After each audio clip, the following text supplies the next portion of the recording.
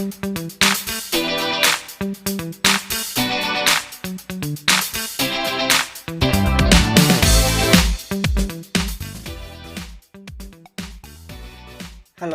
assalamualaikum warahmatullahi wabarakatuh.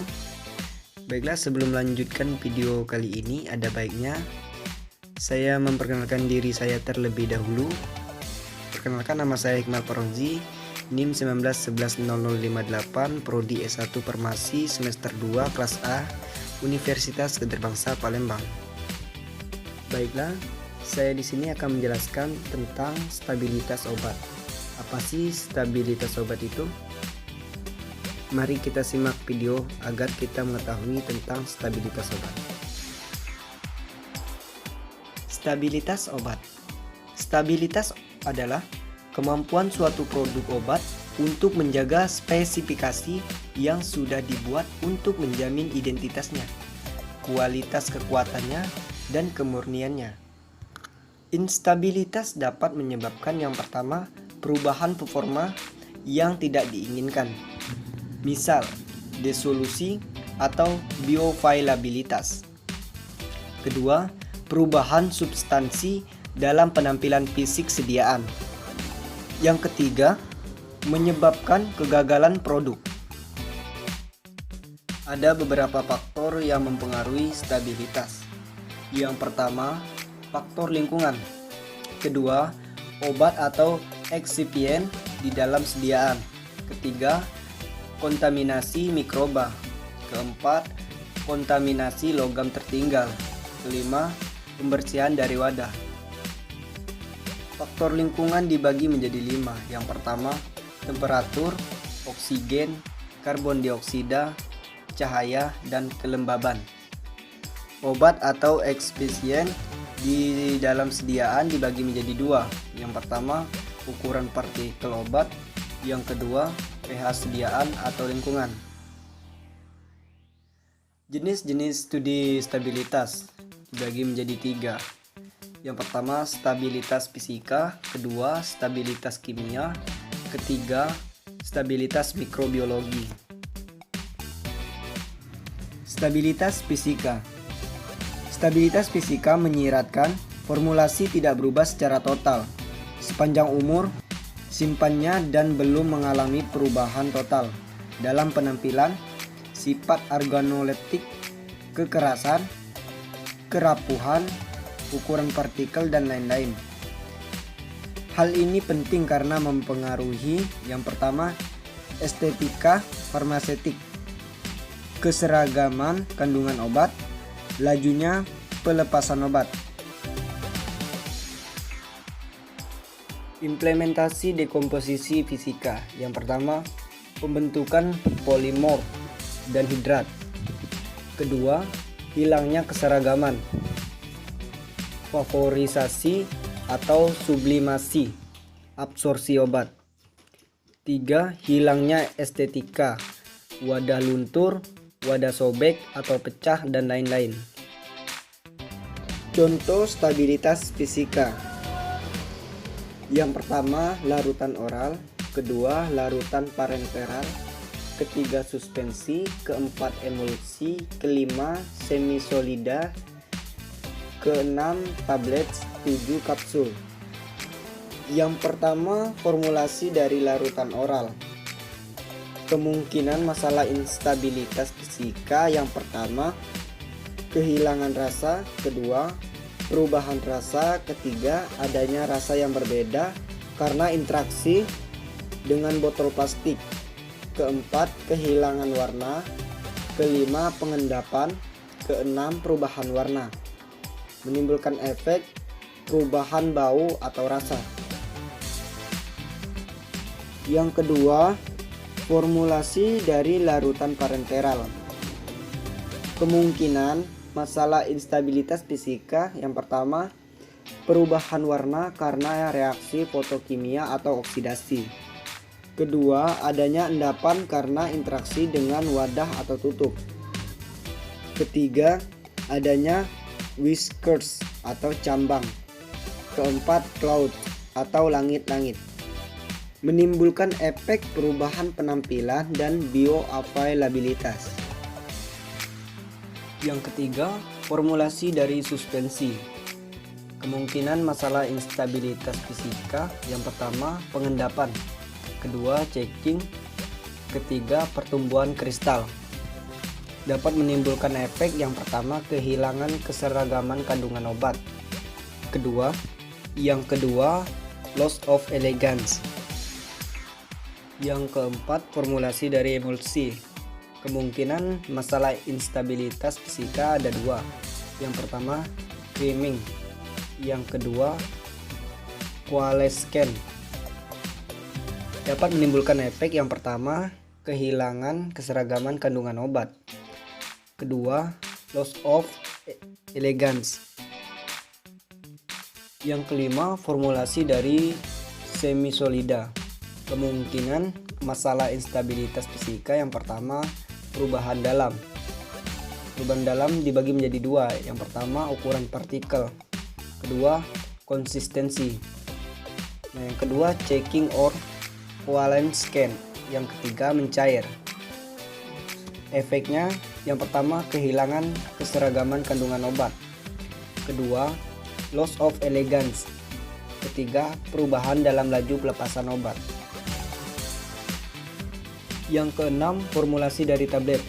Kemungkinan masalah instabilitas obat. Yang pertama, perubahan dalam. Perubahan dalam dibagi menjadi 4. Yang pertama, waktu disintegrasi. Kedua, profil desolusi.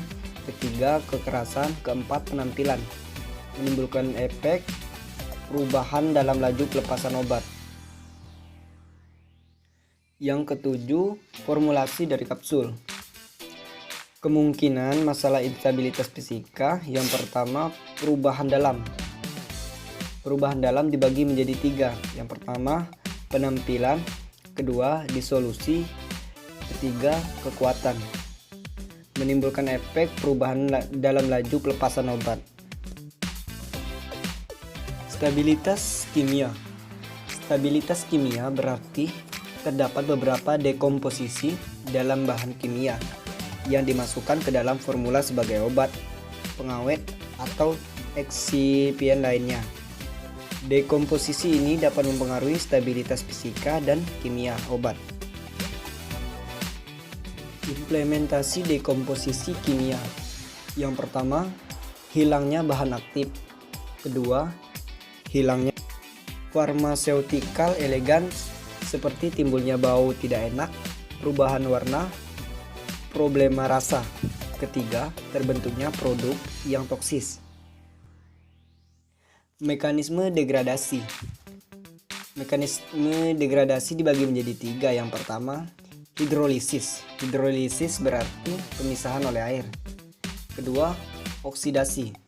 Oksidasi senyawa organik dan anorganik dijelaskan dengan hilangnya elektron dan hilangnya sebuah molekul hidrogen. Ketiga, fotolisis berarti dekomposisi oleh cahaya, misalnya sodium nitroprusside yang diberikan secara infus intravena untuk terapi hipertensi akut. Jika larutan terlindung dari cahaya, maka akan stabil selama setidak-tidak 1 tahun. Jika terekspos terhadap cahaya ruang, maka masa simpanannya hanya 4 jam. Fotolisis dapat dicegah dengan yang pertama, kemasan yang cocok dalam botol berwarna. Kedua, outer kardus. Ketiga, aluminium foil. Rute degradasi obat. Pertama, sulfolisis. Kedua, oksidasi. Ketiga, fotolisis. Keempat, pirolisis. Kelima, dehidrasi. Keenam, rasemisasi. 7, hidradasi. 8, dekarboksilasi. 9, inkompatibilitas. 10, rearrangement.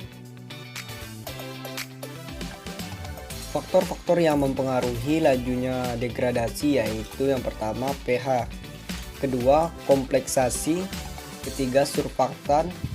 Keempat, keberadaan logam berat. Kelima, cahaya atau kelembaban. Yang pertama, pH. Kemasan atau kebasahan suatu larutan mempunyai pengaruh yang besar terhadap dekomposisi senyawa obat. Larutan dapur aspirin stabil maksimum pada pH 2,4. Di atas pH 10 laju dekomposisi meningkat tajam. pH juga dapat mempengaruhi laju oksidasi. Yang kedua, kompleksasi. Pembentukan kompleks menurun laju hidrolisis dan oksidasi. Misal, kompleks kafein dengan anestesi lokal seperti benzokain, prokain, dan tetrakain dapat menyebabkan suatu penurunan laju degradasi hidrolisisnya. Ketiga, surfaktan. Surfaktan non-ionik, kationik, dan anionik ketika ditambahkan dalam larutan yang mengandung obat membentuk misel dan partikel obat menjadi terperangkap di dalam misel. Gugus hidrolisis seperti OH tidak dapat mempenetrasi tutup misel ini dan tidak dapat mencapai partikel obat, sehingga laju hidrolisis menurun. Keempat, keberadaan logam berat. Logam berat seperti tembaga, besi, kobal, dan nikel meningkatkan laju pembentukan radikal bebas dan meningkatkan dekomposisi oksidatif. Kelima, cahaya dan kelembaban. Cahaya, terutama sinar ultraviolet, meningkatkan fotolisis, dan kelembaban meningkatkan dekomposisi hidrolitik. Stabilisasi obat terhadap hidrolisis, oksidasi, dan fotolisis. Yang pertama, temperatur. Semua produk obat disimpan pada temperatur yang sesuai untuk mencegah percepatan dekomposisi karena panas. 3 jenis temperatur yang disarankan untuk penyimpanan obat yaitu temperatur ruangan, penyimpanan dingin, dan gudang penyimpanan yang didinginkan. Yang kedua, cahaya. Material sensitif cahaya disimpan di dalam botol berwarna. Ketiga, kelembaban. Material kemasan dipilih atau biasanya kaca dan plastik untuk mencegah terpaparnya produk obat terhadap kondisi lembab yang tinggi. Keempat, oksigen. Kemasan yang tepat menjaga kandungan oksigen dari larutan dan menyisakan ruang yang sangat kecil di botol di atas produk obat merupakan metode untuk melawan oksidasi. Kelima, agen pengkelat. Agen pengkelat membentuk kompleks dengan ion logam berat dan mencegahnya dari dekomposisi oksidatif yang berkatalisis. Misalnya turunan etilene diamin tetraktik acid atau ETA, dan garamnya asam sitrat dan asam tetrat. Yang keenam, pelarut. Dengan penambahan pelarut yang cocok mungkin dapat menurunkan laju hidrolisis. Stabilitas mikrobiologi. Stabilitas mikrobiologi menunjukkan bahwa formulasi tidak mengalami beberapa serangan mikrobiologi dan memenuhi standar sehubungan dengan berkurangnya kontaminasi atau sterilitas. Degradasi atau kontaminasi mikroba dapat terjadi pada yang pertama, obat-obat injeksi, kedua, produk obat mata, ketiga, produk kosmetik, keempat, alat-alat bedah. Untuk mencegah kontaminasi terhadap formulasi selama penyimpanan ada 4. Yang pertama, merancang wadah yang sesuai. Kedua, biasanya menggunakan wadah dosis tunggal. Ketiga, menulis kondisi penyimpanan yang tepat pada label. Keempat, menambah suatu senyawa antimikroba sebagai pengawet. Pengemasan dan stabilitas. Wadah langsung atau kemasan primer dan penutupan sangat penting dalam pengaruhnya terhadap stabilitas produk. Yang pertama, kaca. Kaca tahan terhadap perubahan kimia dan fisika dan merupakan bahan yang paling umum digunakan. Yang kedua, plastik. Permasalahan plastik adalah ada 4. Yang pertama, migrasi obat melalui plastik ke lingkungannya. Yang kedua, transfer uap lembab lingkungan, oksigen dan elemen lain ke produk farmasi. 3. Tercucinya kandungan wadah ke obat. Keempat, absorpsi obat atau eksipien oleh plastik. Yang ketiga, logam. Beberapa tube campuran logam dan aluminium dapat digunakan sebagai wadah untuk emulsi, ointmen, krim, dan pasta. Keterbatasan logam dapat menyebabkan korosi dan presipitasi di dalam produk obat. Cara mengatasi: menyalut tube dengan polimer yang dapat mengurangi kecenderungan ini. Yang keempat, karet. Karet juga mempunyai masalah tertariknya kandungan obat dan tercucinya kandungan wadah. Perlakuan awal dari tutup tiang, karet, dan penutupan dengan air dan uap mengurangi potensial tercuci. Baiklah, mungkin hanya ini yang bisa saya sampaikan tentang stabilitas obat. Apabila ada kesalahan kata ataupun pengucapan, saya mohon maaf. Saya akhiri. Wassalamualaikum warahmatullahi wabarakatuh.